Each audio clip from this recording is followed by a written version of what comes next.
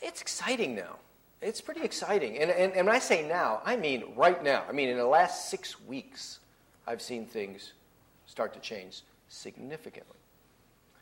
And I know that there's some questions later about what that means about future deals, so I don't want to touch on that yet. But fundamentally, what I'm seeing is venture capitalists are very anxious to put money back to work, largely because they think the IPO market's opening up again. So the way venture capital works is venture capital becomes very confident when they see an exit.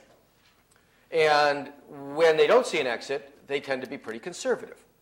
And so what we've seen lately, of course, with a number of IPOs, forget Google. I mean, everybody's watching Google as if it was the brightest star in heaven, and it probably is, but there's an awful lot of stars out there right now. The number of IPOs and companies waiting for IPOs, lined up for IPOs, in the technology field is growing very rapidly.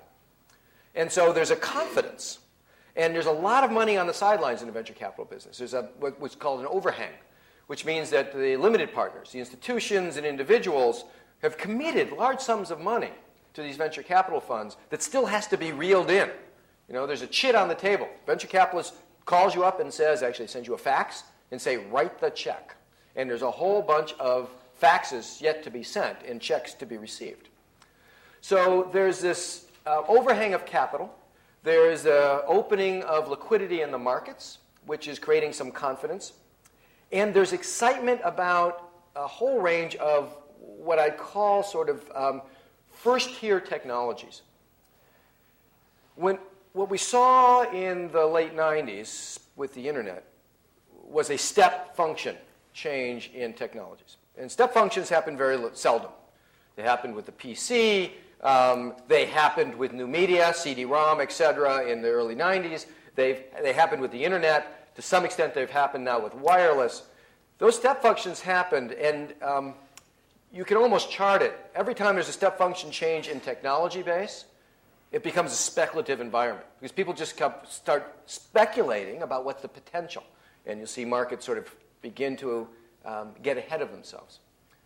Then there's always a cooling off period as people sort of become discouraged because the potential doesn't materialize immediately. And then the work begins. And I saw this in the late 80s in particular with the PC. A lot of great companies, the Compaqs of the world, the Suns of the world, these companies were built after the bloom was off the PC rose. And when people actually had a very clear target, technology target, to begin to build value off of.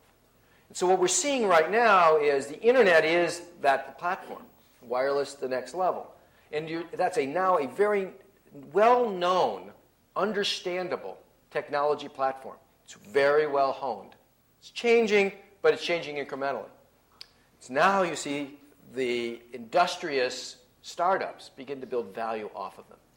And we're seeing lots of, everything from e-commerce to various different ways of managing more and more data on the networks. We're seeing on the wireless side a great threat to the telco industry as we see voice over IP phones and all sorts of services off the top of those.